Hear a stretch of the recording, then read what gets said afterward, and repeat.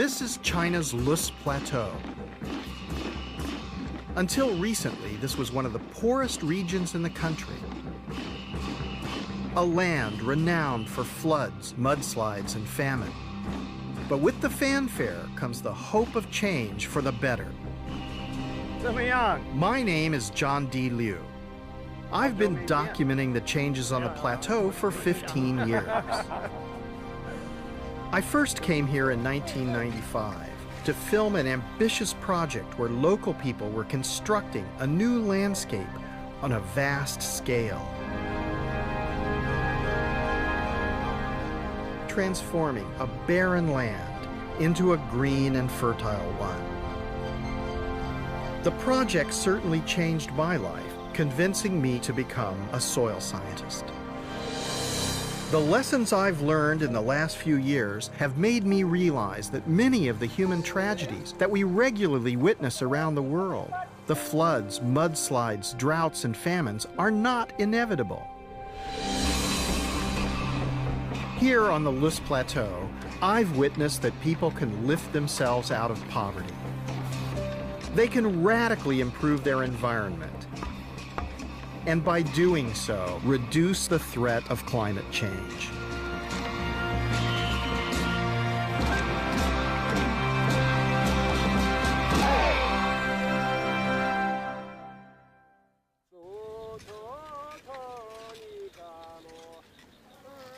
When I first came to the Lus Plateau, I was astounded by the degree of poverty and degradation.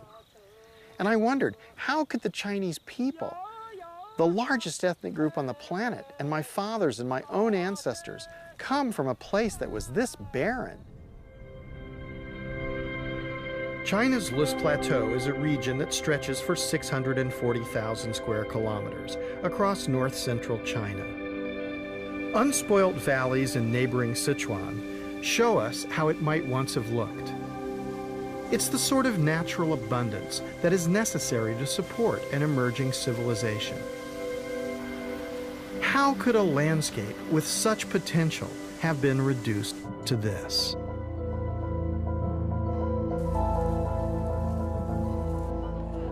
When Chinese scientists and civil engineers began to survey the area, they realized that several thousand years of agricultural exploitation had denuded the hills and valleys of vegetation. The relentless grazing of domestic animals on the slopes meant that there was no chance for young trees and shrubs to grow.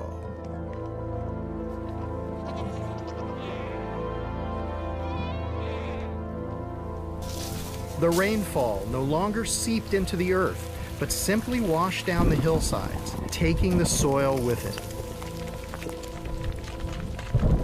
Over millennia, this progressively destroyed the region's fertility.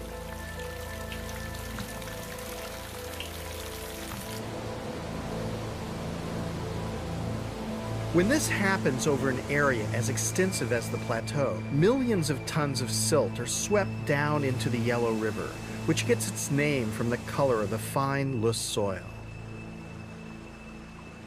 The mounting quantities of silt clog up the river, impeding its flow, contributing to the floods that give the river another name, China's Sorrow.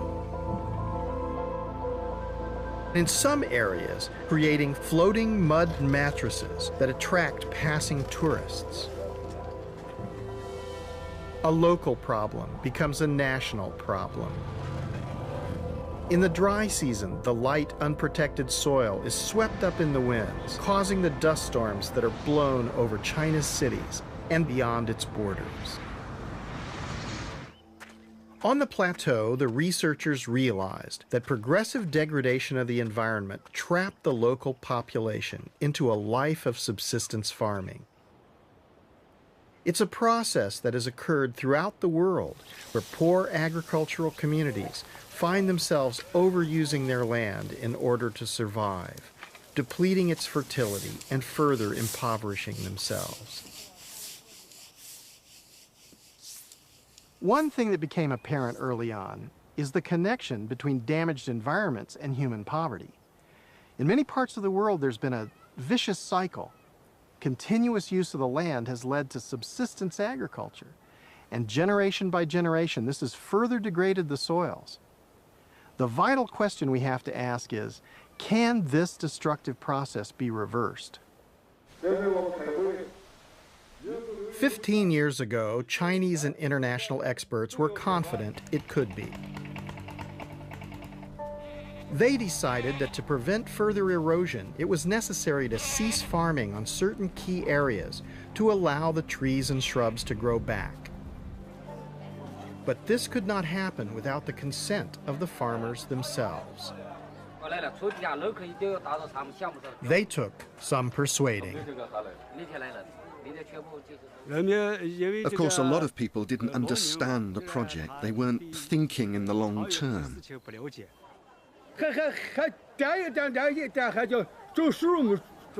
They want us to plant trees everywhere. Even in the good land.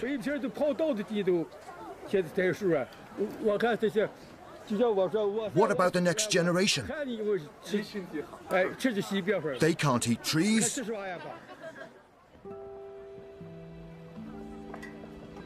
What eventually convinced the local people was the assurance that they would have tenure of their land, that they would directly benefit from the effort they invested in the new project.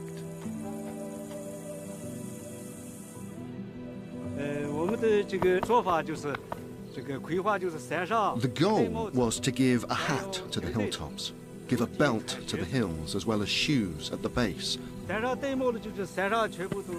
hat meant that the top of these hills had to be replanted with trees. The belt meant that terraces had to be built, to be used for crop planting and also for trees. The shoes were the dams which we had to build, so that the hills could grow back to life and our economy, as well as our lives, could improve.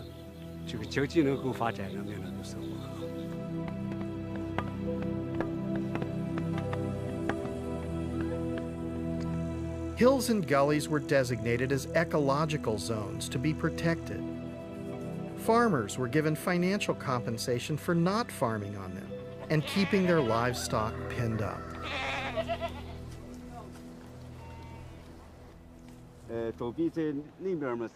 When I first filmed Mr. Ta Fuyuan and his colleagues back in 1995, I had no idea this initiative could achieve such dramatic results.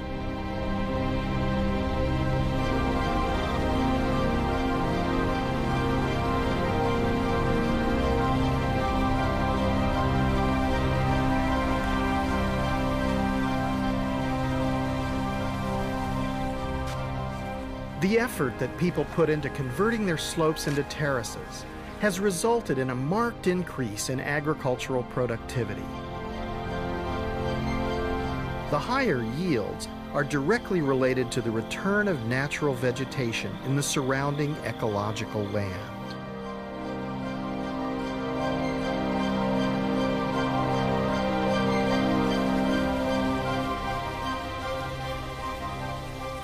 Now when it rains, the water no longer runs straight off the slopes. Trapped by the vegetation, it sinks into the ground where it is retained in the soil, taking weeks and months to gently seep down and irrigate the fields and terraces below.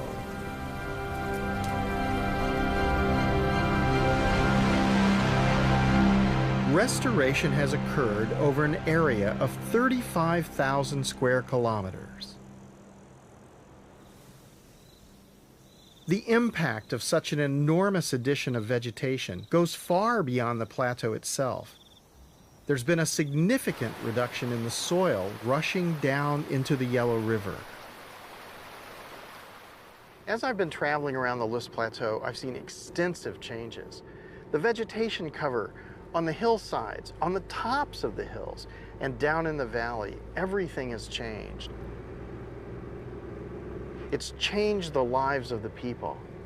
And in fact, the people themselves have done this because they were the ones who changed their behaviors, terraced the fields, improved the soils, learn to protect the marginal areas. The changes are not simply on the hillsides. On the plains, you can see greenhouses that are filled with vegetables.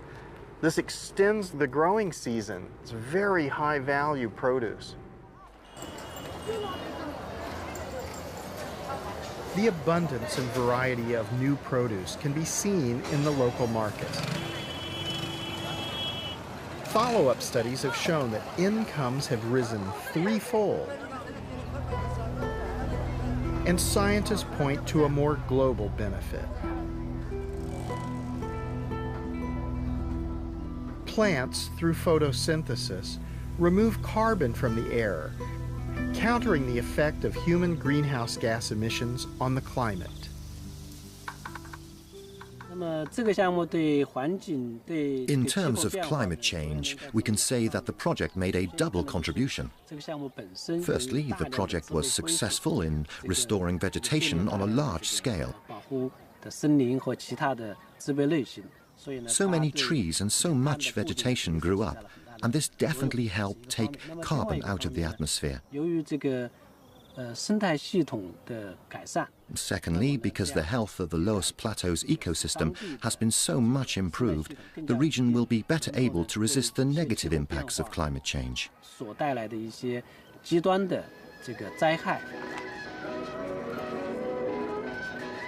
As a result of its success, the lessons learned from the Loess Plateau rehabilitation are now being applied all over China. But could such projects work elsewhere in less centrally controlled societies, with fewer resources and different soils?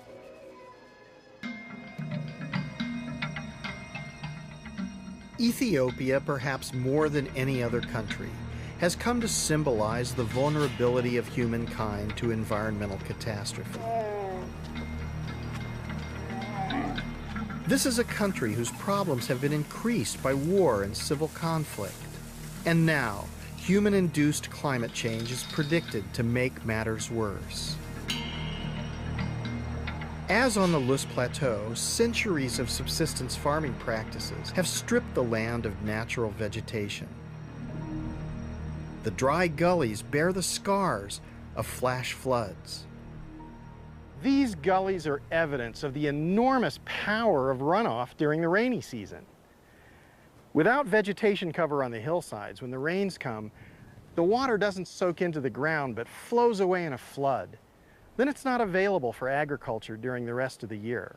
This leads to drought and, famously for Ethiopia, famine.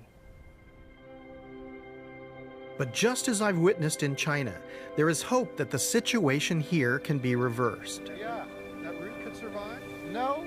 In just 6 years, Professor Legessa Nagash and local villagers have transformed a severely eroded terrain by planting indigenous trees and plants.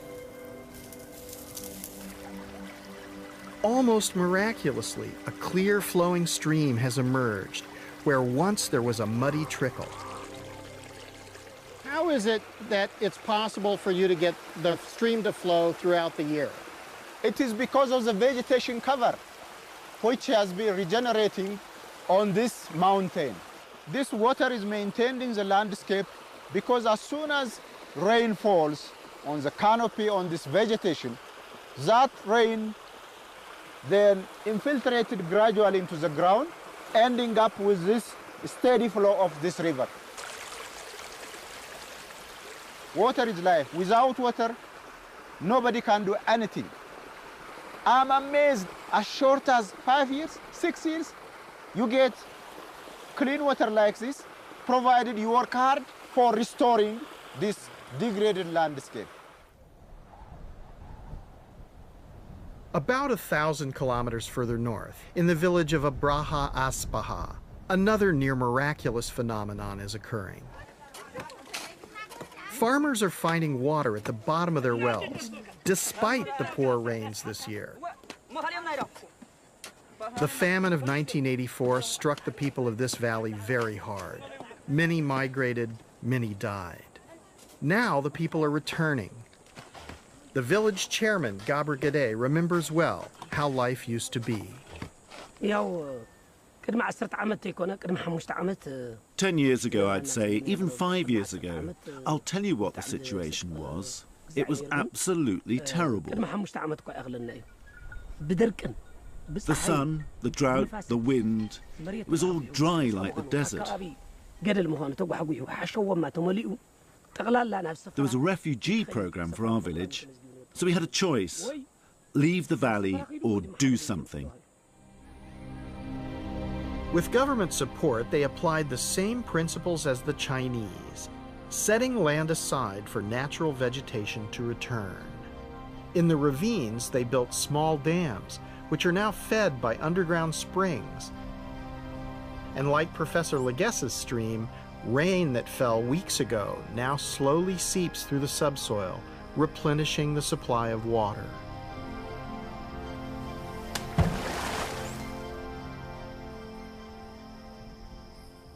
The eroded land has become fertile. It's changed for the better. In the drought, our fruit trees dried up. Now they're coming back, and we're growing even more varieties. These are the real benefits we've seen. We have food security, and our children can go to school. Our lives have improved. We no longer need to beg the government for aid, thanks to the changes that we've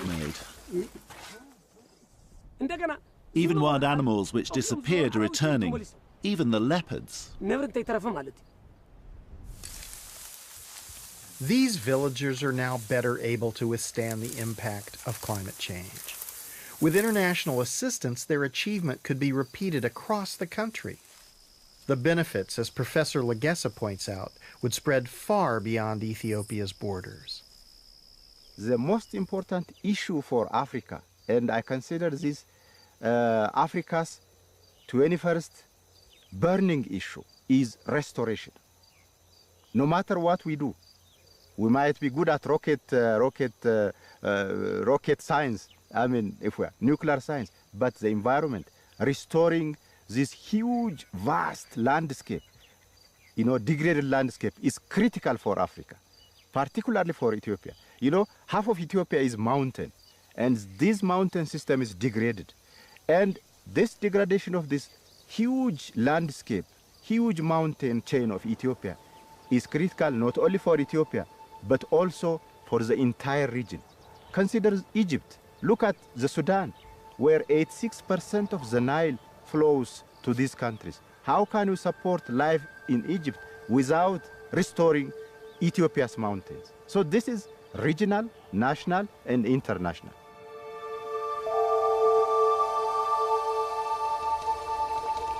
Environmental degradation is not only a problem for the dry regions of Ethiopia. It can be just as devastating for countries like Rwanda, where rainfall is plentiful. This tiny country is grappling with the problem of a growing population, trying to eke out a living on a finite amount of land. As in China and Ethiopia, over-farming on the hillsides caused serious erosion and a decline in fertility, forcing poor farmers to move into protected areas, such as the Rugazi wetlands, a wildlife site of international importance. When farmers drained this marsh to try to grow more food, they not only damaged an important wetland ecosystem, they also had a significant impact 3 hours' drive away in Kigali, the capital city. The water that pours from the marshlands is a vital source of hydropower for Rwanda's capital. As the wetlands began to dry out, power stations below couldn't generate enough electricity. The Rwandan government rented diesel power generators to make up the shortfall. Dr. Rose Mukankomeji took me to see them. So what is happening here is that those generators, we are renting them from this company, and we have been obliged to rent them, especially when we degraded the wetland, and we lost 20 megawatts of electricity. And to run those machines, we're paying $65,000 a day. $65,000 a day, that's multi-millions of dollars per year. It is $1 million, and as you might know, Rwanda is not a rich country. Some of that money has been borrowed from the bank, is from taxpayers. How does this affect the climate? Of course, those machines, they run under diesel, and when you burn diesel, you are producing greenhouse gases. Environmentally damaging and more expensive. Locals had to pay 3 times as much for their electricity. So government policymakers focused on how to restore the Rugazi wetlands. If people were the problem, they could also be the solution. We had to take a careful look at what had actually been happening that damaged this system, and therefore had to reverse that again with human action. And this is why it is important to look at how human actions can destroy or can reverse what has been destroyed or even protect our environment. The government decided to help the farmers leave the wetlands and to restore the degraded slopes above them, improving their croplands and encouraging trees and shrubs to grow back, capturing the rain. We have been supporting them by doing terraces, specifically there on the hills, where they can increase and improve the productivity. The most important thing is to have people with you on your side.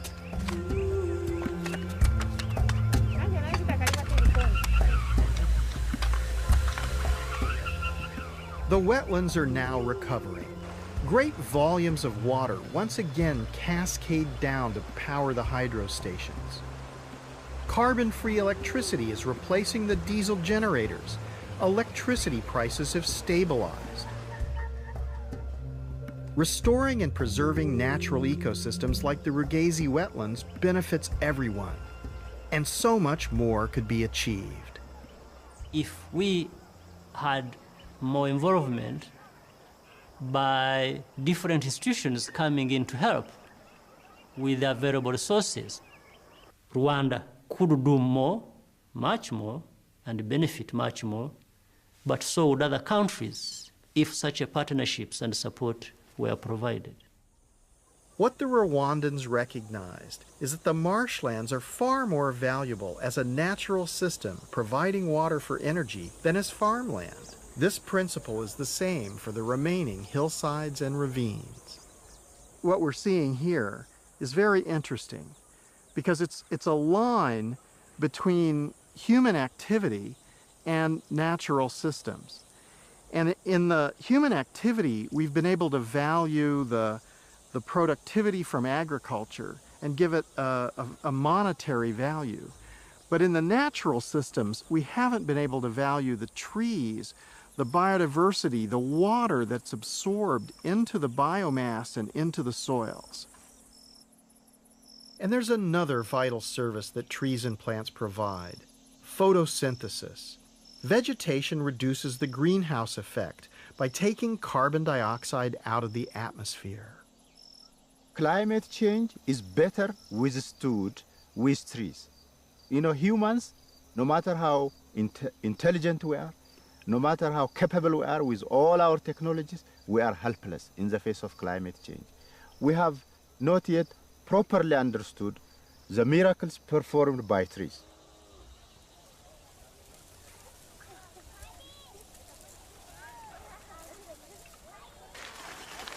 A measure of what restoring nature can do has been shown here on China's Lus Plateau, where farmers have continued to prosper despite the worst drought in decades. Since the beginning of the project, the soil that nurtures their crops has been accumulating organic material from plants and animals. This holds the moisture and contains carbon. What's interesting about this is all these root materials, all this other stuff, this is organic material. And this organic material is mixing together with the loess, the geologic soils here, and it's making a living soil. This is where the moisture resides. Yesterday it rained and there's still moisture in the soil. This is where the nutrients are recycled so that each generation of life emerges here. And this is where the carbon is. What's interesting about this, they made this field. This is new. So they're helping to sequester carbon. Living soils like this retain on average 3 times more carbon than the foliage above the ground. If we were to restore the vast areas of the planet where we humans have degraded the soils, just think what an impact we would have in taking carbon out of the atmosphere. As much as 1/4 of the world's landmass has been degraded, and much could be rehabilitated in the way we have seen on the Loess Plateau. And we've only just begun to recognize the real value of natural capital. Surely investing in the recovery of damaged environments is a cost-effective way of solving many of the problems we face today. Why do we not invest an equal amount, if not more, into a shovel-ready technology, so to speak, which is nature's way of sequestering and storing carbon?